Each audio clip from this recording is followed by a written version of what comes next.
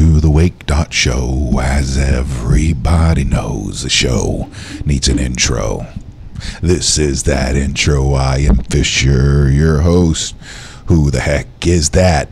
It's Eric Stratman. We're talking fitness. That's how our Mondays like that. That didn't make any sense whatsoever.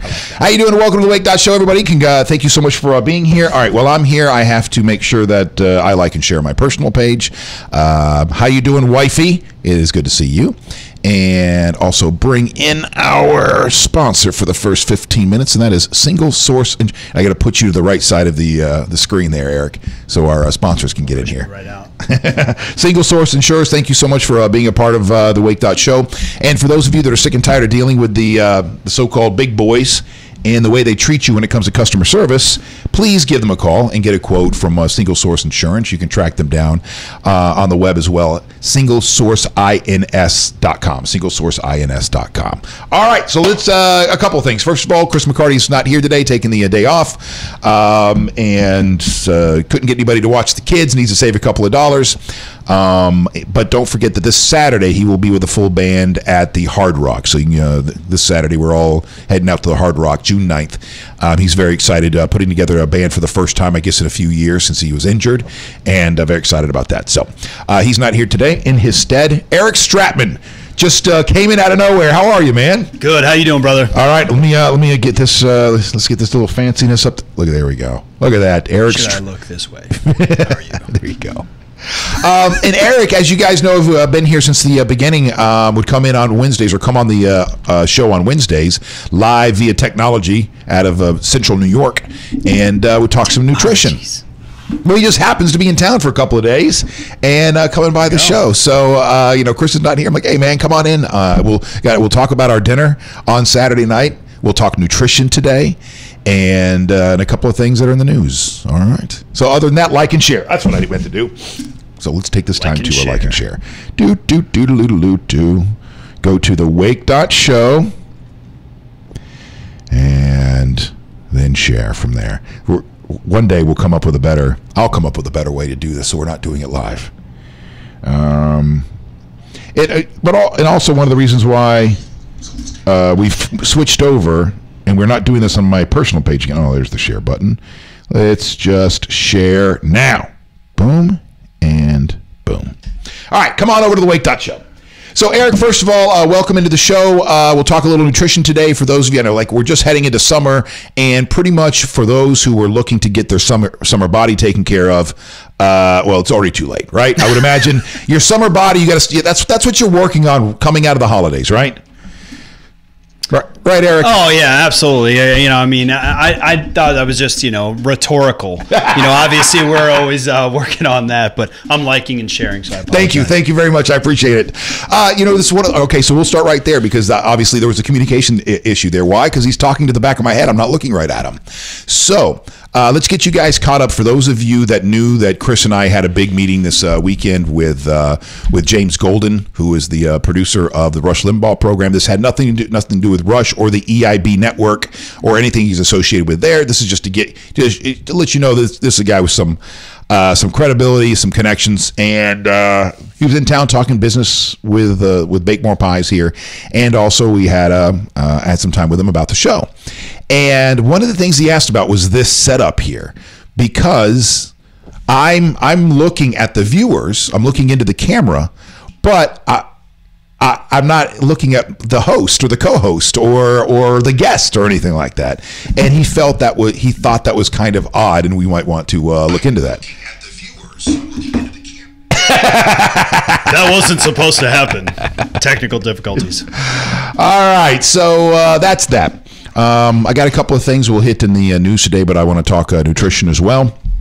Eric, can we start like at a personal place? Let's do this. How the heck did this weekend happen? This weekend getting here? Well, or what do you like cosmically? So I get a text from Eric on Saturday night. We are out at dinner with Mr. Golden and the people here from Bake More Pies out at Ocean Prime. If you haven't been to Ocean Prime yet, the spot, delicious, and a little pricey. I mean, for normal folk, yeah, a little on the pricey side. But well worth it. It was an amazing meal. Anyway, I get a text from Eric going, "Hey, are you around Ocean Prime? Can I buy you a drink?" And so I start looking around, thinking that somebody has, is playing a game with me, and then Cords gets the same text, and I was like, "Well, sure, man. I'm already here. Are you here?" Like, "No, I'm just getting off the plane." And you had no idea that we were even there. None. All right. None whatsoever. That's okay. Well, see, that's what I'm saying. It's meant to be. Yeah, it was kind of weird. So anyway, thank you so much for that delicious piece of meat that you sent over. It was steak. It was steak, guys. Cooked, salt and pepper, seared. So we're all right. I got to tell the people. So we're in a fancy place, right? I'm not talking about just Ocean Prime, but when we walk in there, one of the people we're with, Trey, I guess is a member. I don't know how Ocean Prime works. I guess it's also a kind of a social member club or something like that. So we get walked into this special room called, I think they call it the boardroom. And so we have this whole room all to ourselves. There's like 10 of us or something like that. And he starts ordering wine and champagne. So it's one of those parties where you're starting to really feel fancy. And I'm so glad. And thank you so much. That was such a cool experience on Saturday night. My wife and I were still talking about it on Sunday. But then Eric, who stops by, and we just realized it's a weird coincidence that we're all in the same place at the same time, he is meeting people in the lounge. So we get this piece of meat. Do you know what I know you knew what you sent us because you sent it. What is that? That's just their New York strip kind of like appetizer, but they Adam over there, that's the executive chef's a good buddy of mine, and that's how I happen to be there. And that guy, when you just say, "Hey, I need something to really thank some people for some things," like, "All right, I got you," and that's what it was. So I didn't go in the kitchen do anything. I just Adam's awesome there. Ocean Prime's been a mainstay for us in Tampa for a long time, and those guys are great. So, but when you're still talking about a piece of steak that you had 3 days ago, and you're still like, wow, that's something that you want to go, okay, that's a place I got to visit. We were talking, my wife and I were still talking about it on Sunday morning. So the piece of meat that he the steak that he sent over, the steak that he sent over. Well, because when you say steak, it's like one piece of meat for a person, but you sent over a piece of meat that had already been chopped up, and it was for the whole table. Yeah. So I'm not sure exactly what they did. We're thinking they did all kinds of fancy things to it, and that we were assured that all they did was salt and pepper the thing, and then 1200 degrees, seared it. It was rare, and cut it up and served it. And that's all it was. Anyway, thank you very much. It was delicious. And how healthy was that for us? That was pretty healthy, right? It's good. It was wonderful. All right, good. Animal protein, you gotta love it. All right. So also last week we were you would text me and said, "Hey man, I want to talk to you about something new." Yeah. All right. So let's get into it. Let's get into nutrition. And when I said new, I meant new for you. Okay. This isn't any new concept that just came out, but we're challenging a lot of our folks through TNL Nutrition, through our gym in New York, and anybody that really wants to jump on board with it to really try ketogenic style of nutrition. And I hate to dub things diets, because that's really where you go wrong, is when you think you're going on a diet. It's more of the fact that let's establish a way of life that is going to be healthy for us, because we can go around about the debate of every doctor that you see is prescribing XYZ for you. I could give you some pretty scary stats where most people don't know that doctors don't get any formal nutrition training in all the years of college they get. They get 2 years of pharmacology school, which is awesome that they can write the crap out of a script. But if you ask them, hey, how is what are the best fats, and they're going to know some basic things, but they're never going to ask you typically. And I would definitely encourage everybody to ask have a doctor that talks about nutrition first and foremost before they prescribe anything. But they will typically not even ask you, how are you eating? What are your eating habits? How much protein, fat, and carbs you're having? Or do you even know how much processed carbohydrates are you putting in your diet? So this is essentially to make a long story short, is a format of nutrition that you're eliminating a lot of the carbohydrates from your diet, and you're eating what we were intended to eat, is a higher protein and high fat diet. Okay. It's so not just lard. It's not like, hey, let's go get some pork rinds and rock it out, but it's a way. The old days of Atkins, you can live off of pork rinds and That's it. Bacon. It. A healthy version of that. So I pulled it up while you were talking there, and I see a ketogenic diet, a detailed beginner's guide to keto. The ketogenic diet is a low-carb, high-fat diet that offers many health benefits. Over 20 studies show that this type of diet can help you lose weight, improve health. Ketogenic diets have been health benefits against diabetes, cancer, da-da-da-da. So what is it?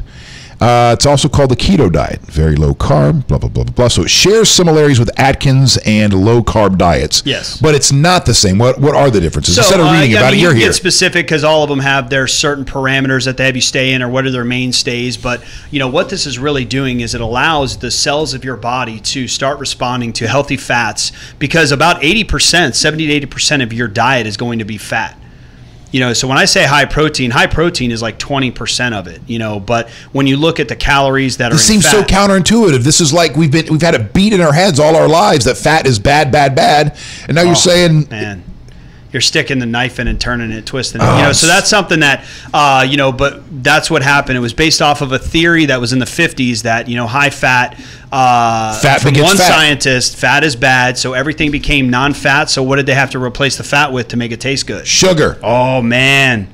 The man with the white stuff. Oh, my goodness. That stuff crushes you. So, but when you look at every study and every ascending ailment and chronic disease from diabetes to cancer to high blood pressure to obesity, all these things have trended up with the intake of sugar.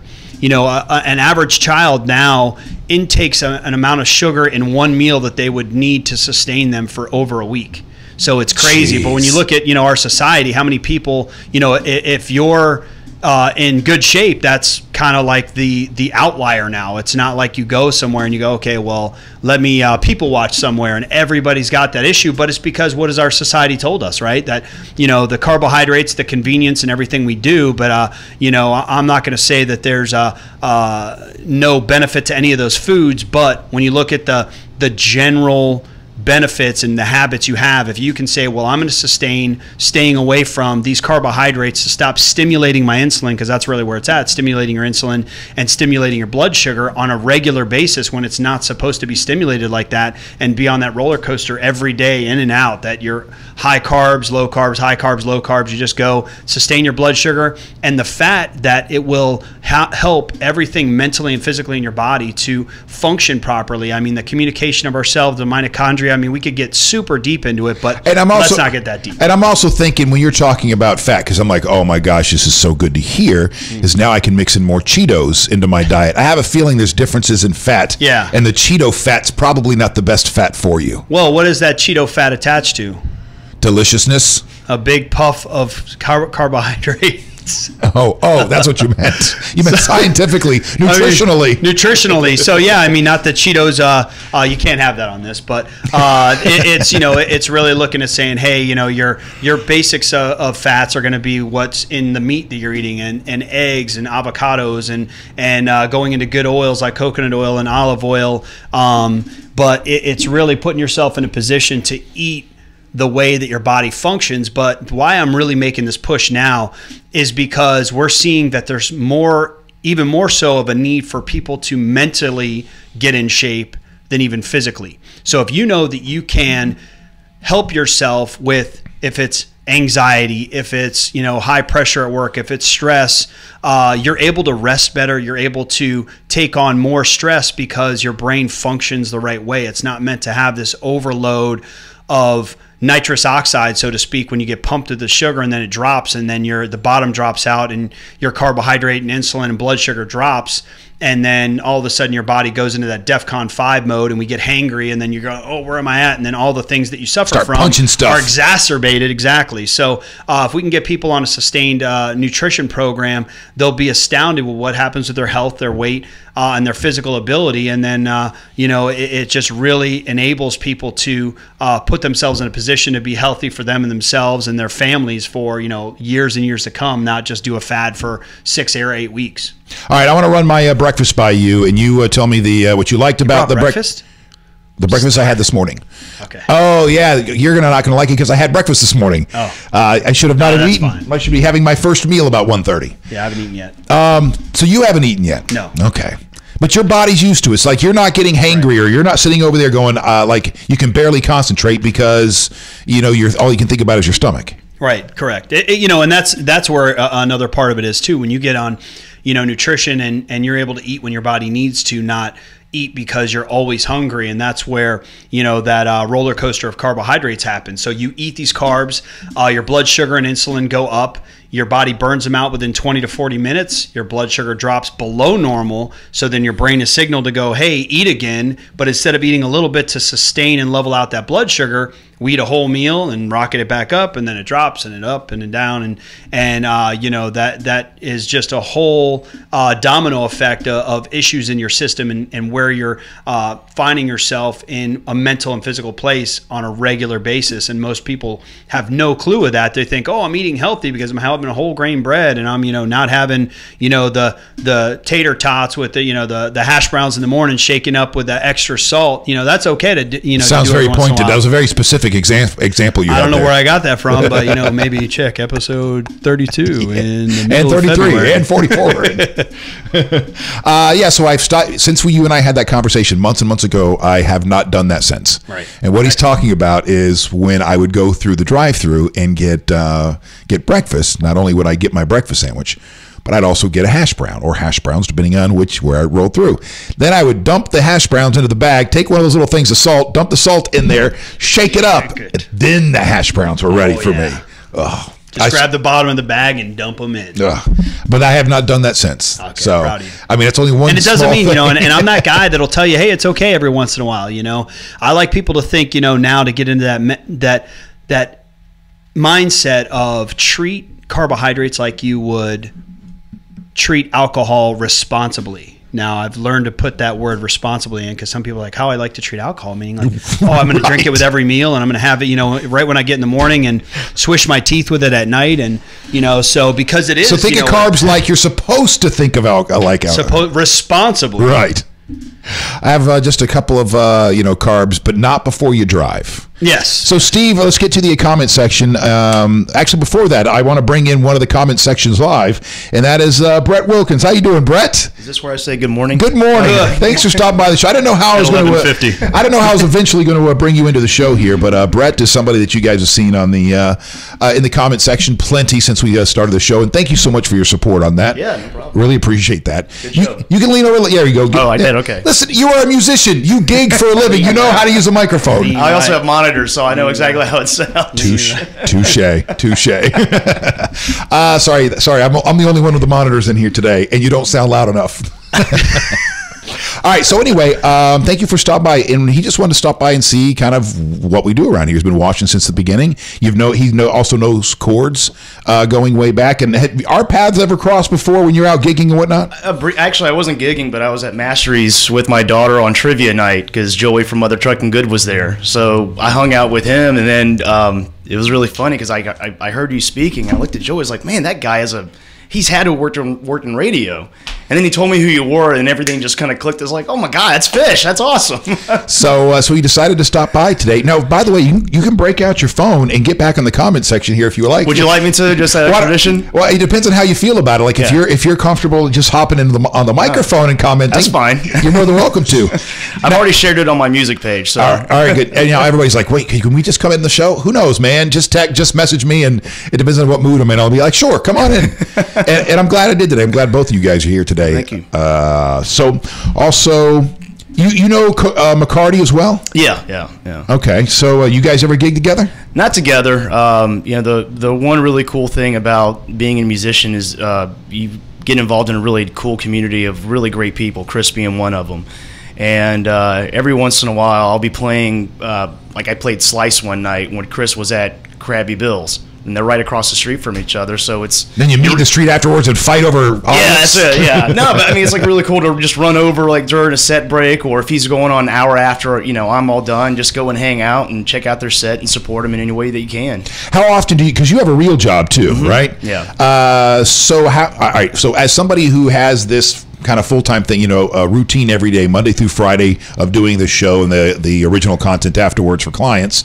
I also gig as well at night.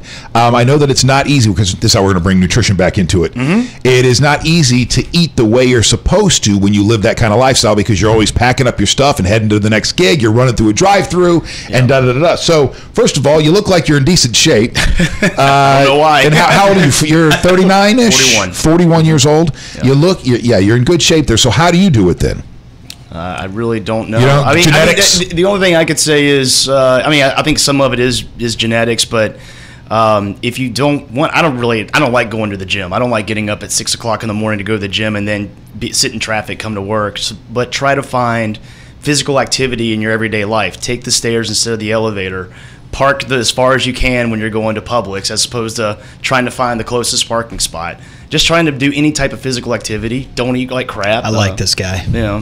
But yeah, I'm not an expert by any means. Just common sense. But you'd have no idea that. You do, but the common sense that you say is not so common, because where does everybody find themselves? Is they want to get as close as they can, or push their spouse out of the door, like, I'm going to wait in the front for you, just run in and get it and come back, and because physical activity is so absent. You don't have to be the crazy gym goer. Yeah, I own a CrossFit gym and been in fitness for 30 years, but I'm not going to say that's the only thing you have to do. I know the root of everything there is nutrition, but we just like to give people a place that they can have fun while they exercise.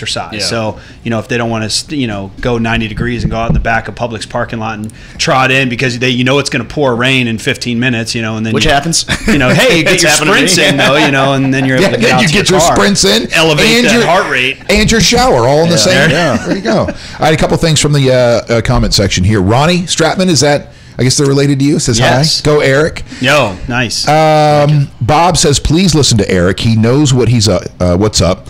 He has helped me, and I can't thank him enough. That's a Bob. Dude, this guy, it's awesome to see Bob's name come up, because we've been working with him at our gym here in New York, or up in New York, I say here. And this guy has, struggled with his weight, and he's lost I think he's at his 50-pound mark now. Good in job, about 3 man. months. Well done. Congratulations. So he's crushing it. This is, he's absorbing everything like a sponge and crushing it. So it's great to see, people when they have that journey. Our goal for him is 100 pounds before the end of the year. So we got a big party set for that guy. But, he's working the system and doing and living life normally. It's not like all of a sudden he goes into this Biggest Loser mode and all he does is work out and prepare food and live a lifestyle that's not normal. No, he has kids, he has a wife and a job and does his thing and only works out once a day and has it normal. Is Bob one of those that's not eating until later in the morning, or is he on that? Yeah, he does some of the intermittent fasting. When we started with him, just like we do with most, it's just and like we talk with you, it's just, let's just get your nutrition on track. Like, let's track what you're doing and see how well you're eating. And well, meaning that not only the quality of the food, but the quantity of it. Because that's, both those things go hand in hand. And then once we can dial that in, then we can start tweaking a little bit and saying, okay, well, is it intermittent fasting? Is it, you have to go a little more ketogenic? And Bob's one of the guys that's going to do our ketogenic journey over the summer with us. And as we're announcing now, Fisher is going to as well. This is going to be pretty awesome. I'm excited to see this happen. I don't know what he's talking about, but I'm excited to be a part of it. Exactly. So let's talk a little bit more about that right after we get to Steve's statement here. He goes, I was told it takes about 10 days to realize it's your brain saying you're hungry versus your stomach actually being hungry. Now, is he referencing when you switch into something like this intermediate fasting, where if I were to do it right now, it's going to take me about 10 days to get used to it? Is that what he's talking about? Yeah. Because, you have that, the habit, right? It's habitual if you eat breakfast every single morning. So you're used to seeing that every single morning that you come in and you say, okay, well, it's time for me to eat let's have breakfast, let's have this big, huge amount, or just, maybe people have something just on the go or something small, but it's just that habit. And then realizing that, well, you really don't need to eat because your glycogen tank's full. You ate just, 8 or 10 hours ago. But then trying to shorten that window when we talk about the intermittent fasting, you're just shortening the window of the time you can eat. And that works so well for so many people that are trying to dial in their nutrition, because really the less time you give them to screw it up, the better success they're going to have, right? If I say, hey, you have 8 hours to screw it up, or really to be successful, let's not be so negative. Good. Well done. Then then they're more successful. I mean, I've seen right here locally, there was a study done by University of Tampa that was showing intermittent fasting, and that you could actually consume all your daily calories in one meal if you wanted to. And it would have the same bearing, and your body would disperse the nutrients and the energy the same. That's not really a lot of fun, and I don't think I want to sit down to 3,000 calories in one shot. Not that I've never done that. I think I've well exceeded that in one sitting, but Super Bowl. It's just that day. Yes, sir. I think we're in the 10,000 calorie range if we're talking Super Bowl. But it's amazing when you kind of look at those days that you get into those get-togethers and log what you eat and go, oh my goodness, I didn't realize it was that much that I ate. Yeah, the trends for so many years was to try to eat every 2 hours, that whole thing, and it keeps your metabolism up and da-da-da. I'm sure there's good science behind that.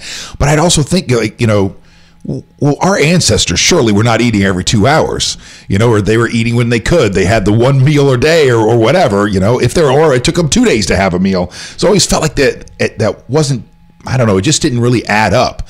But this does. Like, hey, you don't need to eat as soon as you get up in the morning. Get up, get your day started. At some time by 1 o'clock, you're going to need to eat. Now, does this also have to do with what you do for a living? Like, if you're somebody that's going into the office and you're not burning a lot of calories versus somebody that's getting right in the back of a truck and heading out to a job site, is that different? Absolutely. I mean, you hit the nail on the head. It all depends on what your physical activity is and how your body responds, because even people coming to the gym, going to do something physical in the morning, whether it's that 5, 6, 7 a.m. workout that they're doing with us, most can do it on an empty stomach. But there are some that are like, man, I'm dizzy, I'm falling over. So we have them eat before they come in and do something liquid-based so they don't make themselves sick. But it's important to understand that everybody is different. There's not a cookie-cutter version of any nutrition program or any fitness program that's specific for everybody. So we can't just say, hey, here's how it is. We can just give general guidelines, and then, that's what we do with our clients, is we tweak it to be specific for them and what's going to work best for them and keep them successful for years to come. All right, a couple more questions coming from the message boards before we're going to get to, because I didn't give you my breakfast yet for you to weigh in. Actually, we'll do the breakfast and then we'll get to the comments. So my breakfast today, all right. The positives and the negatives of it. 2 eggs, olive oil. All right. A slice of American cheese, between the 2 eggs. Was that Kraft Singles, or is it like? It was Publix brand unless Boar's Head was on sale. Okay. And then a banana, a full glass of water, and a coffee would have been my consumption this morning. Like where you're at. Okay, so not horrible. No, not at all. Okay. I mean, let's be honest. When you're going like McGriddle deep with a Egg McMuffin in between that with salty, hash browns, washing it down with a Coke. You consumed a week's worth of calories for breakfast then, and then this morning, you're crushing it, dude. Okay, all right, good. It's like heavily processed food too, so that can't be any better for you. Oh man, that's that's the Achilles heel, right? Is convenience, right? So people are going to go to that process side a lot faster than they're going to go to like, oh, I actually have to make it. Mm-hmm. Yeah, that's it. And we try to give that rule of thumb of like, when you go in the grocery store, shop on the outside, skip the bakery, but shop on the outside of the store. You need nothing in the aisles because every bit of that's processed. That's right. Yeah. Really? I've never heard that before. If it has a barcode on it, not that meat doesn't have a barcode on it, but when you're like, hey, if it's in a box or it's in a can or something, not that there aren't some good products that come in a box and a can, but when you look at the average 60,000 products that are in a grocery store, more than 80% have added sugar, and almost all of them are processed, then that's where the tough side is. So, yeah, you hit the nail on the head there. Huh. Beer's also on the outside, so that means beer's good, right? I think that's like 2 aisles in. It has a barcode. My wife said it, it's this week Boar's Head was on sale, so it's Boar's Head. Boar's Head from the deli. All right. Not, because she was not cheese food product, because she says, she'll point out to me, no, this one says cheese food. Yeah, it's not cheese. Velveeta. Yeah. So creamy and yummy, but not real cheese. Also in the inner aisle. Yes, sir. When it comes in a block and doesn't melt when you throw it on a hot sidewalk, you got to be concerned. Doesn't have an expiration date of any kind. Expires. It says after you on there. Well, Saturday night, Eric, after Ocean Prime, we had a couple of leftovers we took home. We didn't we weren't able to take any of the steak. That was Cord's. Yeah, it was his right to take those pieces of meat home. But we did take our mac and cheese home, right? And it's a truffle mac and cheese, a $15 mac and cheese side item. And so the next morning she comes walking into the bedroom, and I'm still in bed, and she goes, "I have some bad news. That mac and cheese we never put in the fridge last night, so it's been out." And I go, "Just I don't care." I go, "Just put it." I go, "Put it in the fridge, and I'll nuke it later, and I'm sure it'll be fine." She goes, "I don't know. Maybe if this were, like you were saying, that fake stuff, but this is a nice mac and cheese. I'm sure it's real cream, real this, real that." Right. And I'm like, "Just put it in the fridge." Like, it was too good. It's worth getting the stomach ache and worried about that. So I got up, later, and it was about that time, and I broke it out, and I stared at it, and I went, I wonder if I should. I have to. There's just too much, and it's too delicious. So I stick it in the microwave, eat it, tastes fine. Then I waited, and I waited. Nothing.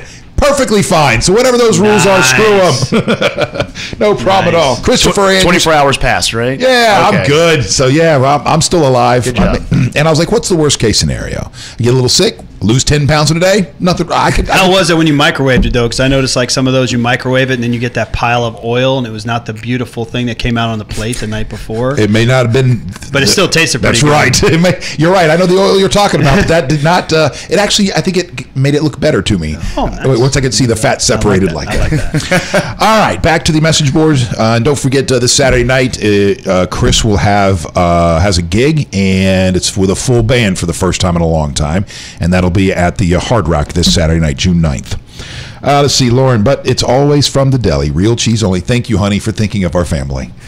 I'm proud to say, this is from Susie. I'm proud to say that I know Eric Stratman, one of the best human beings I've ever met, and a great coach, too. That's Susie Robel. Susie, your check is in the mail. Susie's awesome. I mean, you talk about people that want to change their lives and coming in, starting a fitness program, almost 60 years old, and just putting their heart and soul into it and realizing, like, hey, it's time to, it's never too late to worry about your health and your fitness. And, we really want to give people our fitness program and just fitness in general. It is just that path to physical activity, so we're able to just conduct ourselves in a normal fashion till our end of days, right? We don't want to say, well, I'm stuck in a chair on oxygen for the last 20 years of my life. Well, that doesn't help you or your family. So that's a big part of even this keto challenge is getting people to realize that, hey, let's change your life for the better, and let's give you the best life you can have, because you're treating yourself right. But more so, look at your family. Look at those people that love around you. What version of you do they want? Do they want the oxygenated person in the chair for 20 years, or do they want the one that can play with the grandkids and walk the dogs and do a burpee on command? Or where are we at? All right, that's a completely different level. Steve, is it dangerous to do keto long term? Is it possible to do damage by putting your body in ketosis for a certain period of time? There are, getting technical with it, there's what's called refeed times, where you'll have a more abundance of carbohydrates in your diet for a 1 or 2 day period. All the science is showing that it's not bad if you're doing it long term, as long as you're doing it, and we can say this about anything, if you're doing it properly, it doesn't hurt you. You're doing it wrong, it hurts you. So it's staying on those better fats, not saying, oh, it's pork rinds, it's high fat, a little bit of protein, no carbohydrates, that's good for me. That's that compared to the avocado you ate is the same exact side of looking at how much fat to protein ratio there is and no carbohydrate. But what's better, an avocado or pork rinds? Not what tastes better, what is actually more nutritious. Ronnie asks, how will keto help those with insulin resistance? What is insulin resistance? Where there's an issue, when you look at the amount of insulin that your body releases, and when you have issues with carbohydrates or issues with fat, and you're able to put yourself in a position to process that, or your body's able to release the right amounts of it, and to give that short answer is yes. I mean, when you are no longer stimulating your insulin with all the carbohydrates you're eating, you're going to have a ton of success. I mean, there's a million studies out there with insulin resistance with you could literally cure type 2 diabetes. I'm not going to go as deep as saying it's the cure for cancer, but when you look at cancer is fed by sugar. Sugar feeds cancer, and also cancer cannot survive in an oxygen-rich environment. So if you exercise a little bit, get the sugar out of your diet. But when you look at the basic stuff, the chronic stuff we're talking about with obesity and high blood pressure, type 2 diabetes, insulin resistance, the list goes on. But this is all caused from abundant, not like a little bit, but abundance of carbohydrates. Because if you look at the standard American diet now, it's 80 to 90% carbohydrate.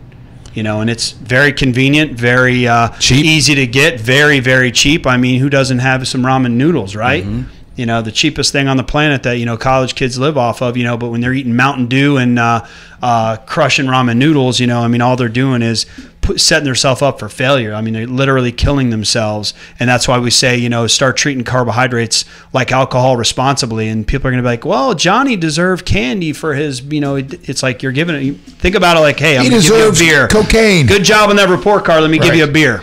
As we get our I wonder what the study is, or what the number is.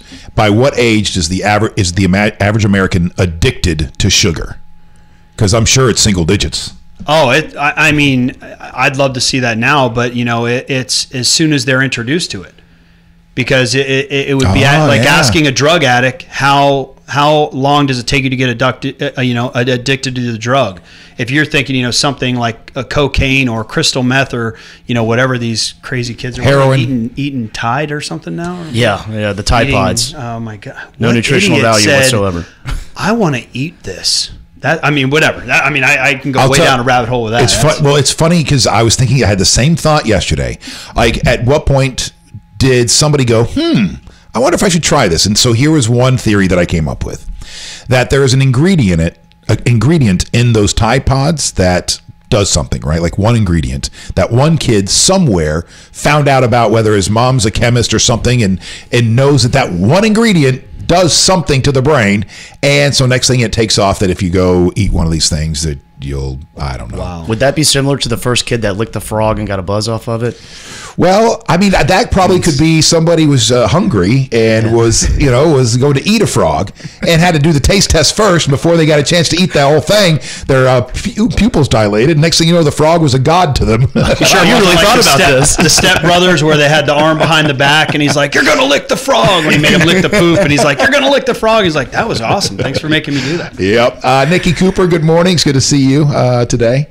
All right, so let's get right into it then, or let's talk about this diet. Yeah, because I'm going to join this program with that you have going on through your gym in New York, and I'm going to be one of the test subjects. Absolutely. Right, and anybody that would like to join, this is going to be a free program. We're going to be doing some dialogue through the TNL Nutrition Coaching page, so that way you guys can go on to there. We're going to be talking about it each week here on the Wake.Show. So we're able to, answer the questions people have throughout the week. Feel free to message me, because this is, a passion of mine. Losing my father when he was too young. My wife went through the same thing within a year. We both lost our dads, and saying, okay, well, man, what could I have done, and who in my family could I help? And I offer that help to anybody that's willing to listen, because it's once it's too late, right? But it doesn't mean you can't reverse what's going on. No matter if you're 7 years old or you're 7 years old, it's taking care of yourself and your family and those around you, and saying, well, it's more important than just going, oh, well, I need to be the fittest on earth, or I need to do the Spartan race. That's the stuff I don't really care about. It's just saying, let me give you the best version of you. And that's what matters to us. That's really what we want to see. All right. So do I need a notepad for this one, Eric? Do I need a full blank page? What is this consisting of? When does it begin? What's the challenge? And what do I have to do? So this is what we're going to do, is that what we do with our clients now is we say to weigh and measure yourself once a week. So we do the Did you ever get that tape measure in here? Remember we were going to do that live with the shirt off and all that fun stuff? No, I bought a little sewing kit that had a tape measure in it. And what was it, like 12 inches? Yeah. You're going to tape it and go and tape it and go, tape it and go. Weigh and measure. Weigh and measure. And what we mean by that is you weigh yourself fasted. So you wake up, whatever your morning is, if you're a third shift worker and you're waking up at 4 in the afternoon, but for most people it's going to be upon rising, go potty. Yes, we're going to say go potty. Number 1 or 2, watch your language. Watch your language. And then you weigh yourself on your scale, no matter if you feel like your scale's off for, a pound or 2 or 5 pounds, it's the same scale every single week. And then measure your waist at your belly button, your chest at your nipple line, and your hips at the roundest part of your hip. So these are the main areas that fat stores and on most people. If you want to go, bananas and, measure your arm, forearm, you want to do your calf, you want to do a thigh, you want to do your neck, your forehead, whatever you want to measure. But really it's I do have a fat forehead. That hip, I mean, you executed those headbutts back in the day, and some people are still suffering from headaches. I should have, knowing that you were coming in today, I should have dug up that old photo I have of having you all locked up in some. Oh, yeah. I mean, the triangle doing jujitsu in like 2007 or something crazy. When he let me get him into a precarious position. You didn't see, I was checking his temperature from underneath. Yeah, but so you do that weigh and measurements, and why I say do both of those is because this is going to give you a barometer of what's happening with your body. You can't get that just from a scale, and too many people rely on a scale to tell them what's going on in their system. So if you didn't lose any weight or you gain weight, but the tape measure is moving in the right direction, then you don't worry about the scale. And then it just, but we're going to be. That's so hard for people to get over to reconcile. Yeah. So this week we're going to do a slow slide into it this week to next week, so people can prep themselves properly, because you have to have the correct mineral balance in your body. You got to have the correct hydration. You got to prep your food properly. So that's what's important for us, is to make sure that individuals are set up for success. I don't want people to go, hey, we're going to go keto. Let me know how you do. I want to give people every opportunity to be successful on this. And, we have this awesome platform with the Wake.Show to get this information out to the people, so we can, have a great amount of, a good amount of content for questions and answers and success stories to see. And anybody that's willing to share before and afters on your picks, censored, please. We want to make sure that that people are doing it, but more so assess your life, meaning that are you anxious? Do you have trouble sleeping? Do you what do you have problems dealing with? Where do you have issues with concentration? And put them on a scale of 1 to 10 that you feel there is. And I can get something up later this week on our page and share it on yours, where it can be kind of a little survey for this. So then you're going to see how these things change, because that's what we want to see. And talking with you over these months in the show and saying, okay, well, let's get you mentally and physically well at the same time. And that's what this format of nutrition is going to do. It's going to allow your brain and your body to work the way it's meant to be. Because I know with some of the issues that I have, I know intellectually, I know that if I could get another part going as well, as I'm waiting to find the right therapist and the right medication, but at the same time getting more active and eating healthier, I know that only has positive benefits at this. But it's difficult for me, because a lot of those, I guess, the fatty foods and those kinds of things are. I've used all of my life. You saw that? Because we're all in that same mindset. The fatty foods, but it's not fatty foods. It's sugary foods. Or carbohydrates. Those carbohydrates, they're the devil. Is the keto flu safe? What is that? So the keto flu, what they're referring to, and that's what why we're talking about. We're going to help prep people before they jump on it. So the keto flu is because your body is transitioning. What keto even means, and your body going to ketosis, is that when you are carb depriving yourself, or less carbs, our body's meant. That's why it's wonderful. Our body's meant to be in this state. Is your body will then take fat and produce ketones through your liver, which act as glycogen, or that fuel source for your brain and for your body. So when you say the keto flu, there's that transition period, because your body takes anywhere from 3 to 10 days to go through using carbohydrates as fuel to ketosis. and these ketones getting in your blood. So if you're supplementing properly with, and we're not talking about this full range of supplementation, we're talking about basic mineral and electrolytes, it will totally negate the keto flu. So you're in a position that you're going to be able to, not have to worry about going through that keto flu. So we'll get that information up for you guys later today. All right, you said you're going to get the survey up too sometime this week on TNL Nutrition Coaching. Yep. Or not really a survey, but kind of a checklist. Yeah. So you survey checklist. That way we can make sure people are, seeing all the changes that have happened. Because if people are like, absolutely nothing's happening, well, I want to dig deeper and say, well, what sources of fat are you having? How much protein are you logging it? And download your favorite app that you can track your nutrition on. There's a million of them out there. We don't work with many specifically. MyFitnessPal is one that I've seen has been pretty simple, but there's so many out there that, as long as you're tracking what you're having, then we've got something, a basis that we can really work with you on to make sure that you're eating the way that is going to be successful for you, not for everybody else, but for you specifically. I have a quick question.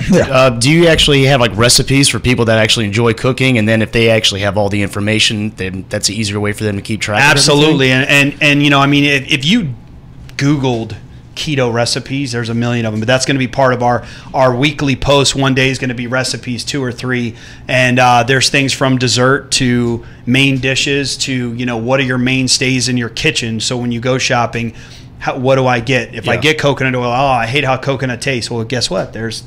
There's odorless, tasteless coconut oil that you can have, because that medium chain fat is phenomenal for your body. But it's those little things. But that's a great question, because people want to be empowered by saying, I know where it is. So so we'll be referencing a lot of the recipe books and recipes that are our go-tos. So that's and if people want more recipes, we'll be happy to put them on daily. Just say, hey, what do I do? What's my breakfast? What's my on the go? Because I wake up, roll out of bed, and run right to work. And if I'm not going through the drive-through, what can I have that I can just grab and go? Is that a shake? Is that something that I can prep that's in my fridge that I don't have to worry about getting up an hour before I have to go to work to prep my food? Because people, are pretty daunted. And that's going to be a huge part of this, right? Is going to be staying ahead of the food game. That's it. With prepping, because you're right. Because if it's at the last second and I'm running out the door and I've got a wedding to be, to set up for, or whatever it is, then it's just so Well, we talked about the 5 Ps, right? And I think that's in life. Proper planning prevents poor performance. So, that's anything you do in life. If you don't, I'm not saying that you can't perform and do well when you don't prepare for things, but if you do prepare and you put yourself in a position to say, well, I know what I'm going to do and I'm going to take the time. If I have to plan that a week out or an hour out, whatever it is, you just properly plan it. Got a couple other. You got another one? Yeah, I actually do. For like people that are vegan or vegetarian, is this something that they can still do, or it's like? So I'm not again. So the plant-based community, so to speak, is you can do that, because a lot of your fats are coming from guacamole, nuts. It's all plant-based. It gets more into where are their protein sources, and that there's a lot more that goes into it, but as long as the plant-based community realizes like the issue with grains, because they're all about having wheat and corn and rice and those things, and they have such an issue within our system and wreaks havoc on our system. But if you're eating an abundance of that stuff to make up for the lack of animal protein that's in your diet, then that's tough. But again, talking about this ketogenic diet, we're talking about that your protein's 15 or 20% of your diet. It's not going, hey, I want to put on 200 pounds of muscle, so I'm eating 500 grams of protein and, eating 10 pounds of meat a day. It's not nearly that much, Okay. So, all right, I would encourage you to have some animal protein. You'll feel a lot better. A couple of things. I like the diet. but bacon. But that's the thing, and I know one of the questions I'm going to get to right here is basically how is this different from all the other fads, all the other low carb, high protein, because I'll sit here and I'll listen to you for an hour and I'm like, man, he's right. I'll leave and go talk to somebody else, and they'll be telling me about how they gave up meat, or or they're only eating meat once a week and they feel so much better now, and Well, if you're having an abundance of meat and it's problematic to your system, and I'm not saying people don't have some irritations to meats. Some people do not thrive on red meat, and that's okay. There's fish, there's chicken, and almost everybody can thrive on fish. And I'm not saying you have to have pork. People are like, oh, it's a dirty animal. But I mean, I love bacon too much. I'm going to stick with the pig. But it's not like I'm eating 9 pounds of bacon a week. It's a here and there thing. So when you eliminate things like that, that's where we want to see what the purpose of changing is. And by having this large group of people, your audience, join in this challenge, so to speak, or this way of life that we want to perform, and see where their surveys are, see where their before and after pictures are, and say, this is what really happened. So yeah, it's not a study. It's not formal. We're not putting people in a closed group, in a placebo group. We want to say, dude, let's make you healthier. Let's make you feel better. And this is how we want to, this is how we're going to go about it. All right. So how, coming from Carson, how is the keto diet better than all the other diet fads that pop up, like paleo diets, etc.? Very close to paleo, what we're talking about. Because when you look at Paleolithic and they're talking about, basically the way we ate before we figured out how to farm, right? Exactly. What grew, right? Right. So it's essentially the same thing. When you look at paleo and keto, they're parallel.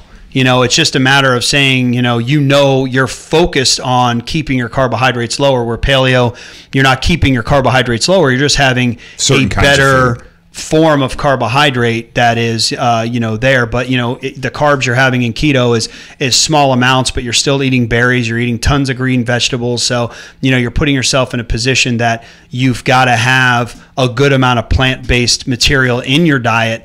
We don't just say, hey, it's meat and cheese and bacon, and you're just having that stuff, and where you think like, how do I feel after I eat that stuff? Super lethargic. But when you're putting the right things into your body, you're doing it correctly, and that's what I want to try to be, is that catalyst and that information. Wow, sorry about that. That information, super excited. That, if people can be informed properly, then that's going to be the key to their success. If we just say, hey, go keto, and they just left to their own devices to look up whatever they find out and do it incorrectly.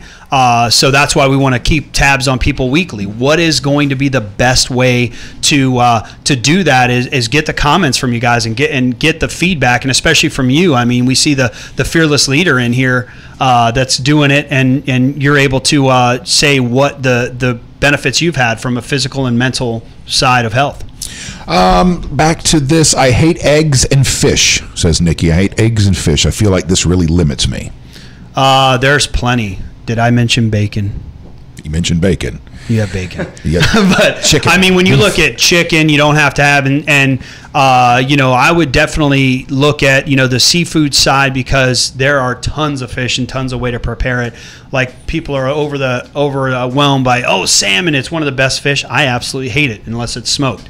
But I'm not a salmon guy. But it doesn't limit you at all, and that's something that we want to. This is a great starting point to say, what are the best sources of protein? Here's a list of 20 or 30 sources. There's not 2 or 3. You don't have to like eggs. You don't have to like fish. That's fine. There's chicken. There's beef. There's pork. You're much better off if you were saying, hey, I'm vegan and I'm not going to touch any animal products at all. You're going to have a little bit more trouble. Not saying we can't get around that, but we'll be posting stuff to make sure that everybody has the resources they need to be successful. Are we different enough where our human, we have different blood types, and are we different enough where the keto diet or something paleo fits one person and vegan fits somebody else equally as well? There's a lot of studies, and there's books out there, the blood type diet, and it says who thrives more on red meat, who thrives more in a plant-based atmosphere, and who thrives more. I think nobody gives themselves enough time and commitment in one environment to see what works for them. And I know, I've looked at this science for many, many years, and it is proven to be successful. It's just, are you going to take the time to really give it a try for 60 or 90 days and say, I care about my health enough? You don't do something for a week and go, oh, this is terrible, I don't feel good, or it sucks, or I'm limited by this. We're talking about your health. your well-being for a lifetime, not, hey, we're doing this 50-pound weight loss challenge and hopefully you can do it for 6 weeks. Yeah, we can do that. But what you don't realize is just going through this keto challenge and trying to help you guys eat better and be healthier, it's going to change your life. And if we've got to make little tweaks for individuals, absolutely we can do that. But once people realize that it's what they're putting in their mouth, they're always looking for that magic pill, like what doctor's going to recommend a pill, but they're just treating the symptom. Do they ever ask you, hey, what do you eat? What do you put in your mouth that is, what you're doing all day long, and look at what direction that takes your body, your mind, and your spirit every single day, and instead of going, well, I'm just going to give you a pill to offset that. I actually had an experience like that about 10 years ago. I was in a really stressful job situation, had really bad anxiety, and I'm not really go to the doctor, give me 3 different medications type of person. I try to stay away from them. And so I went to this doctor with confidence that he was going to give me some great health advice, and I was waiting for him to tell me, well, try doing this in your diet, try doing this. He immediately said, okay, I'm just going to prescribe you this. I was like, well, I kind of want to be able to treat myself without going to medication. And his response was, well, I wouldn't be doing my job if I didn't prescribe you something.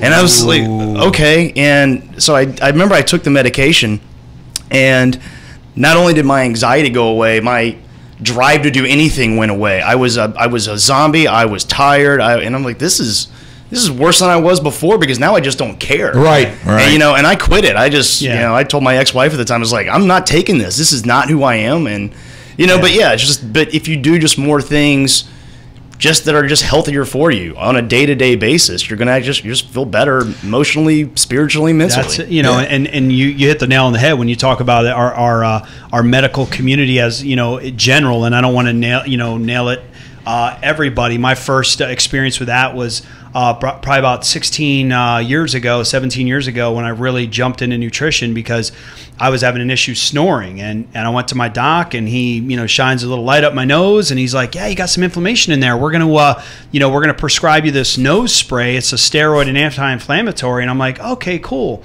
And then right after that is when I was starting to get into paleo and into more nutrition sciences, because then trainers, it was just just eat, and we'll outrun it with exercise, and obviously we know that doesn't work. And then he didn't even ask me, and all the while I'm talking to a doctor that's out of health, not the pillar of health himself, right? And then say, well, here is this platform that you have for all these people, and you're just going to shoot a drug up their nose. And obviously they get paid, Sure. they don't get paid to go, hey, I want you to go get some avocado and get some chicken or eggs or bacon and see what you're eating, and let's fix it that way. But unfortunately, the system that educates them isn't a nutrition pro system. And how you look at even the SAD, and standard American diet, and it's awesome that it's an acronym for SAD. It is very sad when they just recommend that you have carbs and then more carbs, even though they say the name's different, then more carbs, and they're like, oh, dairy, starches, grains, whatever, carb. But, and that's industry, right? They've got to sell their things. But, we just want to empower people to be educated. Now with the internet, you can't go wrong, because you can look at after study and see what similarities there are and where the consistencies are. There's information that's wrong out there, and I'm sure there's going to be people that tell me that you're completely crazy what you do. I said, well, I want to see you do it. Did you do it for 60 or 90 days, and tell me how it worked for you? And did you do it with somebody showing you to do it properly? Because we just want to help people heal themselves. Right. Exactly what you're saying. I want to heal myself. Well, I wouldn't be doing my job if I didn't prescribe something to you. We have a doc at our gym that said the same thing. When he was going through school, they had to do a thesis, and he's like, I want to do mine on nutrition. His professor told him, if you want to do that, you should probably go into nurse practitioner school instead of trying to be a doctor. Like, why don't you do something something more interesting? Like, are you kidding me? Like, and this is a guy that's been practicing, medicine for 10 or 12 years. And, and that's where, it starts right there. Like, hey, the pharmacy is where, you're getting it. And we've got one of our coaches at our gym that's a pharmacist, been a pharmacist for 15 years. And, this guy, Chris Horning, he's a great coach, and he came in and because he wants to make his mark on the health industry, because he sees these guys, these people coming in getting 5, 10, 15, 20 prescriptions filled regularly. Yeah, because one offsets the other. Exactly. So this one gives you a side effect, but so we'll give you this pill to take care of that side effect. And exactly. So snowballs. We see that, that where it's at, and I would challenge all of you guys out there to see, hey, what pharmaceuticals are you taking that, seeing, well, how many of those pharmaceuticals were prescribed to you, but did your doctor that prescribed them do an evaluation on your nutrition or even ask you about it before they prescribed it? They don't. Okay. They throw in, because I've been to the doctor quite a few times over the past year trying to figure out some stuff, and it's very, at the best, very general, kind of like, so my blood pressure's up a little bit, cut down on the salt. It's just something as simple as that. It's no other questions about what I'm eating or anything like that. But it's interesting too that, you bring up that a doctor goes, hey, I want to do my thesis on, or somebody's going to be a doctor on nutrition. They goes, well, then you're probably better suited in another field than medicine. All right. Tim Brown asks, a friend of mine on keto loads up on fat bombs. Yeah. Effectively natural, healthy fats mixed in a bowl. Are fat bombs excessive, or is it based on each person's body if used in moderation as a part of a whole lifestyle? Great comment. It was great seeing you, brother. Thanks so much. Take care, Brett. Hey, Thanks for stopping by the show. I appreciate it. Hey, man, that was some great questions. I appreciate it. Get back to work. Looking forward to seeing you play. Thanks, man. Have a good one. Yeah. But yeah, you see these fat bombs, but it's almost like a necessary evil, if you will, even though they do them with some, very reduced sugar, pure chocolate or cacao that these are made. Sorry. Cacao. It's awesome that chocolate can sound that powerful. But these fat bombs, because when you're doing 80% fat in your diet, you need this amount of fat. And I'm going to throw you, one of the fat bombs that we do that's otherwise known as bulletproof coffee. So it's where you would get up and put butter and coconut oil in your coffee. What? Oh my goodness, it's so good. It makes you feel all warm and fuzzy inside. Yeah. It's like if you try to quit meth, but you still want that feeling. Yeah, no. And people think, oh man, if I had that much fat, I'd feel lethargic. Yeah, if you coupled it with a ton of carbohydrates, but no, you're going to see that it's sustained fat because, if we really look at how the body's chemistry works, fat is a long burning source of fuel, where sugar is, like I say, that nitrous hit, bang, bang, bang. If you put nitrous in a car, let's say, that's running on gasoline, and you keep hitting that nitrous button over and over again, what do you think is going to happen to that car and that engine? It's going to break down faster. It's going to, you have these little pops, and that's what you're doing with that sugar all the time. And everybody thinks, oh, well, sugar, I don't add sugar to my coffee. But if you look at everything you eat, everything is added sugar. But any carbs you eat breaks down into sugar anyway. So when you're constantly hitting that nitrous button and breaking down that engine and breaking down every part of your car, from the brakes to the tires, everything's used up faster because you're hitting that nitrous button over and over again. Well, let's get over to a source of fuel that our body's meant to have on a regular basis. Bulletproof coffee. Yes. So brought to you by the Wake.Show. We'll be releasing that brand shortly. So a regular cup of coffee, and you throw how much butter into it? So you could go anywhere from 1 to 3 tablespoons. No, I didn't say pinch of butter.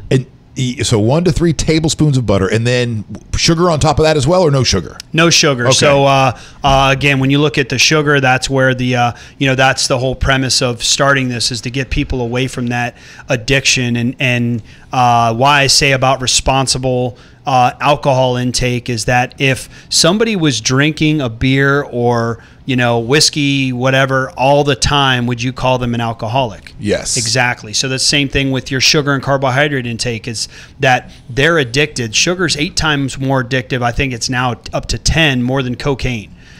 When you look at the brain scan of somebody that eats sugar to when they have cocaine, it lights the brain up the same exact way. So when you stimulate your brain with that addiction, so that is part of the plan with getting people to go keto. Not saying they can't have regular carbs, or they can carb cycle, a few days of carbs, a few days of not.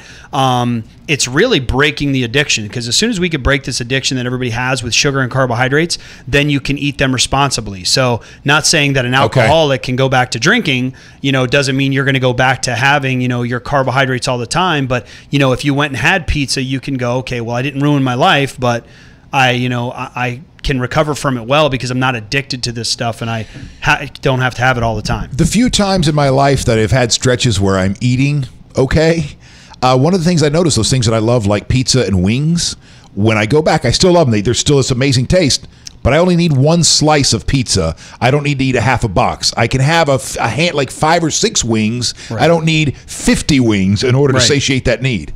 Exactly, and that's where you're. That's where we see the greatest success is when people start to take on this lifestyle, and that's what we want to call it, not just some nutrition challenge. Is that they see that they have to eat for need, not that they need to eat. And it's based off of what your body needs.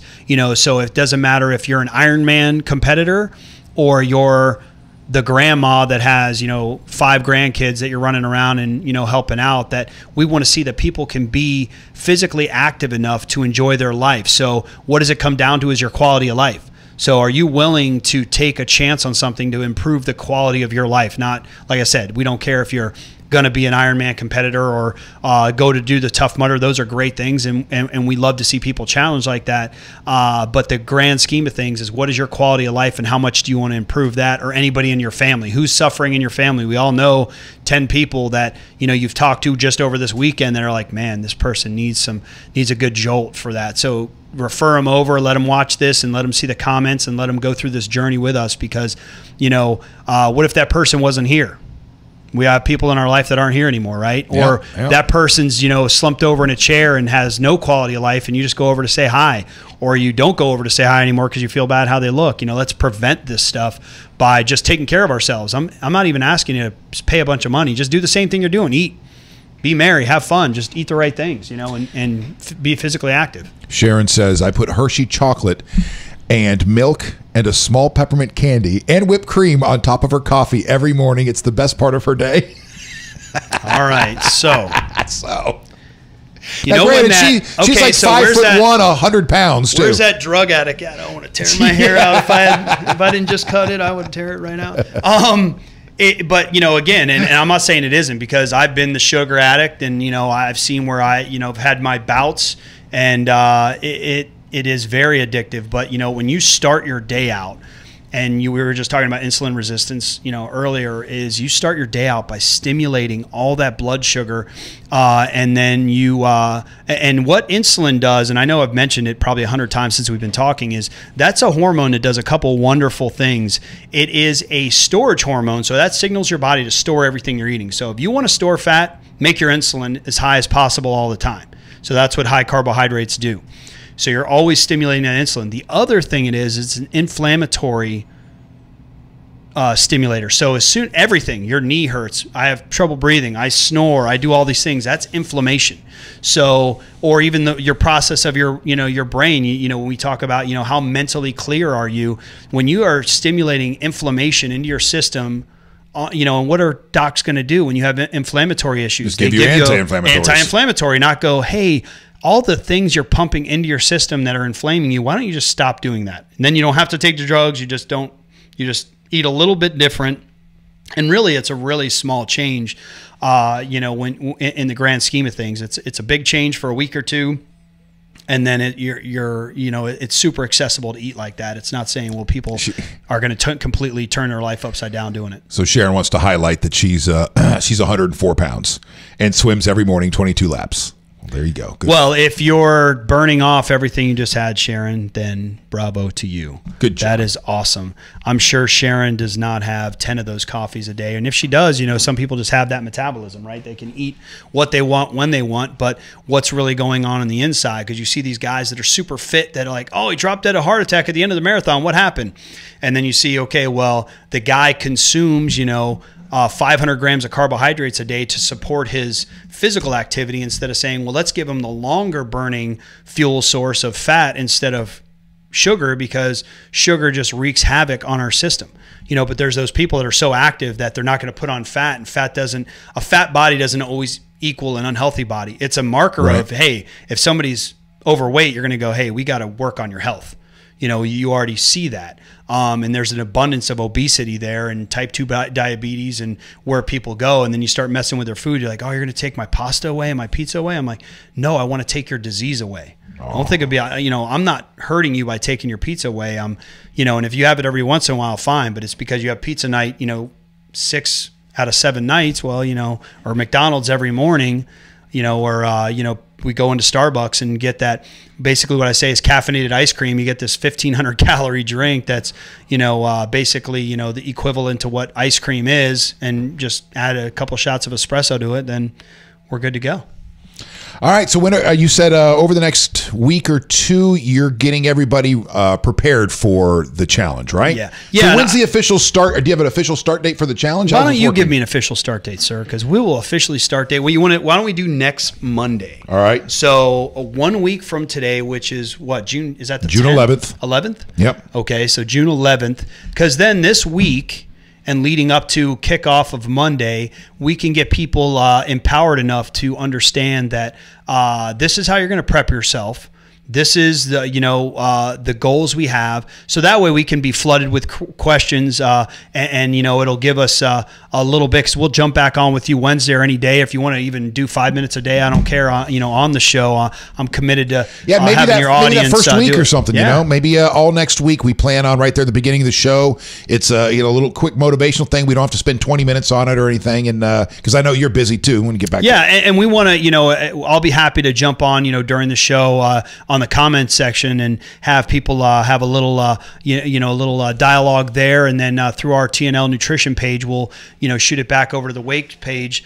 But we want to make sure that everybody has the information that they need up front, ready to go, and if we can use this week to prep you properly, remember, proper planning prevents poor performance. So if we can prep you and get you ready and do your own due diligence, I encourage all of you, read everything you can and debunk what I'm talking about. I mean, don't try to purposely do it, but if you debunk it, great. Give me that information and I'll refer you back to some other studies and some other articles and research that are backing up what I'm saying. But, again, I'm not going to appease everybody with this, but all I want you to do is look in the mirror and say, I want to be healthier. I have X, Y, and Z I want to do with my life, with my kids, with my family, with my spouse. And, if you can be the best you for as long as you can, that's all I want for everyone. And if, it would just be a tremendous difference, society. But let's start with this audience first, right? All right. You can't change the world in one day, but we can change it with one person. Brett, by the way, who was also in here earlier, observing the show, has chimed in. He goes, my obligatory comment. Now the show is official. Thank you for letting me sit on the show. Thanks for stopping by, Brett. We appreciate that. And thank you for coming by too, man. I really appreciate it. Absolutely. I love being here. All right, Eric, let's check in with you. When are you heading back out, today or tomorrow? I head out tomorrow, and then I'll be back in the gym late Wednesday, early Thursday. Can we jump back on Thursday? Yeah, let's check back in with you on Thursday or Friday, and that way we're going into the weekend, prepping the way we need to prep, and then get ready to go for Monday. I love it. All right. Thanks so much. I really appreciate this. And right before, Chris just chimed in, are you a Tim Ferriss fan? Absolutely. Tim Ferriss, the 4-Hour Body. How much of his philosophies do you agree/follow? He's got some great information. 4-Hour Body, I agree with a lot of it. And, I think it would springboard a lot of people into this lifestyle as it is. He gets some extreme stuff going, and then he talks everything about, stimulating your body with cold towels to cold pool drops to something as simple as, eating right. But what you're going to see the consistency of these guys is they talk about whole food eating, things that grew out of the ground or animals that were alive that you're eating, not saying, okay, well, this box of rice-a-roni is the way to go. Okay. That's really where it is. But Tim Ferriss, awesome stuff. Yeah, absolutely.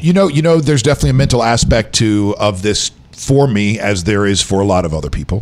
What about some motivational stuff to listen along the way? Some podcasts, or is this Tim Ferriss a guy that has things like if you're listening to him, you're getting pumped and about health? Yeah, I don't think that there's really a guy I've ever said, well, man, Tim Ferriss got some great stuff, and he's got a good podcast going on, but I don't think there's a guy that I've listened to that I'm like, oh, I'm pumped. It's just aha stuff. Over all the years that I've been in this fitness and nutrition industry, it's the compounding information that says, oh, okay, this, one thing leads into another, saying, okay, well, where are we at now, and where is our society gone, and how, the blackballing fat, many, many years ago made it an issue for right now where we know, okay, fat's bad. You just said, hey, we got to be fat free, we got to have low fat, and where our carbohydrate is, and carbohydrates are very, very cheap to produce, very cheap to sell, very easy to get along. But because food companies understand the addiction to that, as soon as you taste it, I mean, where's the issue now is soda, right? That went from big tobacco to big soda. And there is so much on that when you're stimulating your sugar and you're taking in more sugar in one shot than you should in 3 or 4 days. It just puts people, wreaks havoc. And that's where we say it's is as much as the mental side as it is a physical side. And that's where we want to see that survey with people that they're really able to change their life, how they're able to work through problems and work through stresses, because you're just going to have those in life. You just can't get away from them. Right. And then also say, how do I feel about it mentally and physically and spiritually? What really happened? And then water real quickly before you go. You haven't touched on water much because since we're talking about a lot of things that we thought we knew compared to what we do know now, and you are trying to walk back the fear that we had of fat for so many years, I've also heard, try to get 8 glasses of water in today, drink a gallon of water a day. And that's, again, where my brain goes back and goes, well, there was a time where our ancestors didn't necessarily, might be stretches where they don't have the water, is it as important as it once was thought? That's a great point, and that's some of the prep that we're going to talk about is, a lot of people I've seen, that said, oh, I went keto and I felt terrible and I did this. One of the main things that happens is dehydration, because it takes every cell in your body uses water, every single cell. So it's so important where people are like, oh, I drink a lot of water. How many you have? And they show me one of these bottles like, I drank 2 of these today. I'm like, okay, great. Well, now that you've gotten, 20% of the water in that you need, now get the rest of your day going, and I carry around, I'm sorry. It's all right. It's all right. I typically carry around a gallon jug with me just to see how much I'm eating or drinking, because I try to drink a gallon or more a day. Not very convenient for most people. For me, I'm lucky enough to have that opportunity. But, even if you have it next to your desk and you pour it into a different cup, it just allows you to have that goal. And, so I have men to do about a gallon and women to do 3/4 of a gallon a day. And, men are doing 4 liters, ladies are doing 3 liters. So you're able to say, well, hey, I've got my single source insurance Yeti, and I'm going to fill this up time after time and go, okay, I know if I drink 6 or 8 of these a day, I'm where I need to be. So hydration is such a key point. Okay. I'm glad you brought that up. So that hasn't changed at all. Water. All of this. All right, Eric Stratman, thank you so much. You can track him down on Facebook at TNL Nutrition Coaching, the next level, TNL Nutrition Coaching.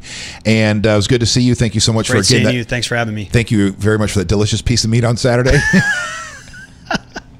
Thank you to Ocean Prime for that. I appreciate that. Yep. Adam, you're the man. And you guys have a great day. We'll get back at this tomorrow morning. Chris McCarty will be in here tomorrow morning for the rest of the week as he's getting ready for his big show on Saturday night, full band out at the Hard Rock. So have a great day. Be safe. Take care of yourself. Be kind to your fellow man. And most importantly, be the change in the world that you would like to see. Have a great day.